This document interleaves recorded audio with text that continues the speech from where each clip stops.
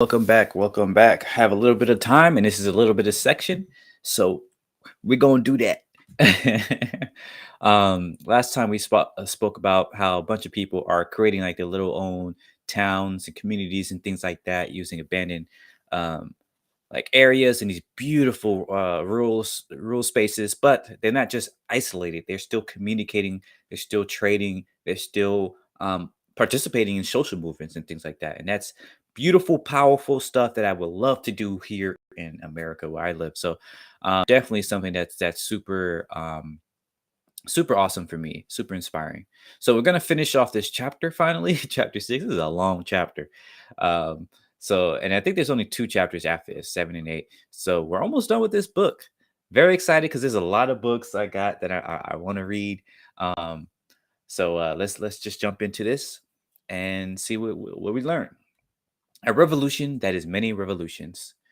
Many people think that revolutions always follow a tragic course from hope to betrayal. I'm not gonna lie, bro. This has been, and this is another reason why I really wanted to actually study things, because this was my assumption for a long time, right? I was one of the people like, oh, I don't know, revolutions don't really work.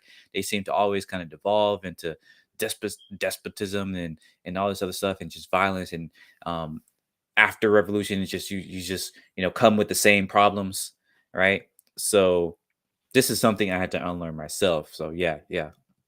The ultimate result of revolutions in Russia, China, Algeria, Cuba, Vietnam, and elsewhere was the establishment of new authoritarian regimes. Exactly. Some worse than their predecessors, others hardly different. But the major revolutions of the 20th century were carried out by authoritarians who intended to create new governments, not abolish them. It is now obvious, if it wasn't before, that governments always uphold oppressive social orders. And exactly, this is why, yep, this is what I've been learning, right? Because I thought, I assumed that, oh, yeah, revolutions don't work. People try to get their own freedom, but then it just ends up in more violence and all this other stuff. So, what's the whole point? But then when you actually look into what happened in those revolutions, you realize that, oh, the people who were revolting, many of them just wanted to be the new leaders, right? So it's like, and this is a huge problem with a lot of communism, right? The reason why a lot of communism ended up the way it was is because a lot of communists assumed that you had to create a new state first or something like that, right? And then demolish the state or whatever. You had to create this class of people that would overlook things, and then you can demolish that once you don't need it anymore. But that doesn't work, right? Because the whole idea, and this is why I really love anarchy, because the whole idea of progress of social change and everything like that is that the end um requires the needs, or some, I forgot how it's said, but like people like to say, oh, the ends justify the means, but like no, in anarchy it's the ends is created through the means, or it's a more elegant of way of saying it, but basically through anarchy it's like basically the end is created as you're creating it, right? It's like you have to do the same things that you want to live in now, right? You can't just say, oh, we're going to do this, really bad thing today in order to build this better tomorrow, right? We're going to, you know, build the state today so that we can demolish it tomorrow. Like, no, that doesn't work, because you're never going to get there. All right, you're just going to create more problems today.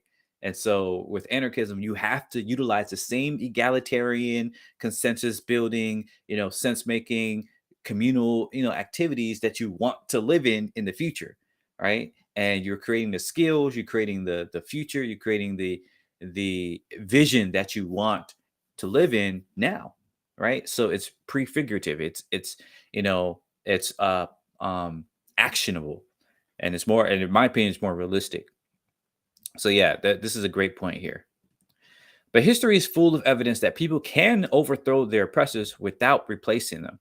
To do so, they need reference to an egalitarian culture, yes, or explicitly anti-authoritarian aims, structures, and means, and an egalitarian ethos.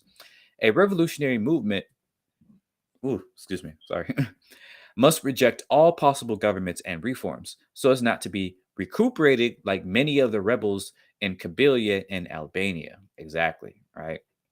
You can't say, oh, yeah, the government's going to give us some concessions. because those concessions will almost always just be temporary, right? You're just reaffirming the same government power that you were trying to, revolt from, that you're trying to rebel from. And so this is why it's so important once you establish a successful movement to not give any consensus to the government, to not give any, concessions to them. You can't be like, oh yeah, they're gonna give us what we want, so let's go back into the fold. No, because then you just lose many of those, things that you just gained. It must organize in flexible and horizontal ways, ensuring that power is not permanently delegated to leaders or anchored down in a formal organization, as happened with the CNT in Spain. See, this is another reason why it's so important to look at, this history, because it shows you that you can learn from what they got wrong, right? Yes, maybe many anarchist, movements have failed, but why? Right? It's not because anarchism, that doesn't really give you anything. It's because they did this, they did that, they did that, they did not do that. Right. So you can, okay, let me do this, let me not do that. Right. You can gain and understand things. This is how we learn from anything, right? So beautiful stuff here. Finally, it must take into account that all insurrections involve diverse strategies and participants. This multitude will benefit from communication and coordination, but it should not be homogenized or controlled from a central point. Exactly. Such standardization and centralization are neither desirable nor necessary. Decentralized struggles, such as those waged by the Lakota or the squatters in Berlin and Hamburg, have proven capable of defeating the slower moving forces of the state. And new ethos can come about in the process of resisting, as we find common cause with strangers and discover our own powers. It can also be nourished by the environments we build for ourselves. A truly liberating ethos is not just a new set of values, but a new approach to the relationship between the individual and her culture. It requires that people shift from being passive recipients of culture to participants in its creation and reinterpretation. Beautiful, right? Beautiful. We have to participate in the process that we're doing. We can't just sit back and say, "Oh, I'll let them figure it out, and then I'll come." No, no, you come participate. If you want to go live in that world, then be a part of building that world, right? And we have to empower people to realize that they can participate, right? And help them to mitigate those risks, because people do have real risks and real issues that they're dealing with. So a huge part of this is realizing, okay, you're dealing with that, I can help you, right? We can help you with that. We can mitigate these risks, or we can provide these sorts of resources so that making it easier for people to participate. And that's a huge problem with the anarchist, kind of movement here in America, because it's so kind of, quite frankly, white centric, right? It doesn't really think about many of the problems that Black people and other minority groups, are dealing with here in America. And so a lot of people, a lot of minority groups assume that they can't participate, that this is not for them. This is for those low those white folks who can have the privilege to do that. But that defeats the whole purpose, right? That makes it impossible for that movement to actually get anywhere, because if you're only, looking out for this one group of people, you're not going to be able to, rebel on a larger scale. You need to be able to bring in different people from different perspectives by assuaging their worries, and giving them, what they need, and helping them to participate. um in this sense, the revolutionary struggle against hierarchy never ends, but continues from one generation to the next. To be successful, revolution must occur on many fronts at once. Yes, yes, yes. It won't work to abolish capitalism while leaving the state or patriarchy untouched. Exactly.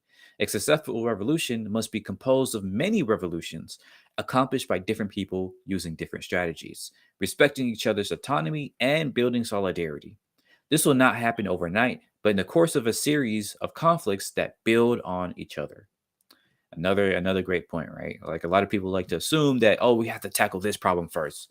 Oh, we have to tackle this problem. Like, no, tackle all the problems, right? If you whoever wants to tackle them, they can tackle them, right? So the important thing here is like the solidarity, is realizing, okay, this person is trying to change, make a difference here. I'm going to support you. This person also I'm going to support you too, right? We can support each other, right? The only people who you don't really want to tolerate as much are the people who don't actually want to make much change, but just want to be on top. Those people, you leave them alone, right? You focus on the people who want to fundamentally change the system, right? And focus on people who don't know, right, where they're going. Like those middle class, you have to be careful with them. Like you don't want to focus too much on them, because a lot of those, middle people aren't actually in the middle. They're really on the status quo, but they're trying to, get little gains here and there. The way you change them, in my opinion, from what I've been learning and seeing so far, is by just building what you're doing, right? Just doing what you're doing. And then they see, oh, wow, you're actually doing something, right? You're not just like these political folks just talking. No, you're actually building something. You're actually doing something. You're actually solving problems. Oh, wow, now I can join you, right? So either way, the point here is just to build, to do, to and to work with other people who are also doing these things. You can't, you know, prioritize certain problems over others for the whole movement. No, you have to, if you want to prioritize things, okay, you prioritize that, but let me prioritize what I want to prioritize. And then we can, see how we can help each other with that way we're technically prioritizing two things at the same time, or three things, or four things, or more, right? But yeah, it's I love this. I love this. Unsuccessful revolutions are not failures unless people give up hope. In their book on the popular rebellion in Argentina, two UK activists close with the words of a picadero from Solana. Oh goodness. I don't think December 2001 was a lost opportunity for revolution, nor was it a failed revolution. It was and is part of the ongoing revolutionary process here. We have learned many lessons about collective organizing and strength, and the barriers of self management. For many people, it opened their eyes to what we can do together, and that taking control of our lives and acting collectively, whether it's as a part of a picket or a communal bakery, or an after school club dramatically improves the quality of our lives. If the struggle stays autonomous and with the people, the next uprising will have strong foundations to build upon. Beautiful stuff. And they have a bunch of recommended reading here, so go check that out. But yeah, love it, love it, love it. Great end to the chapter, and I'm excited to get to chapter 7 next time. So yeah, we'll end it there. And as always, thanks for listening. Thanks for watching. Let me know what you learned. This was a short section, so no excuse, right? No. Thank you and have a great day.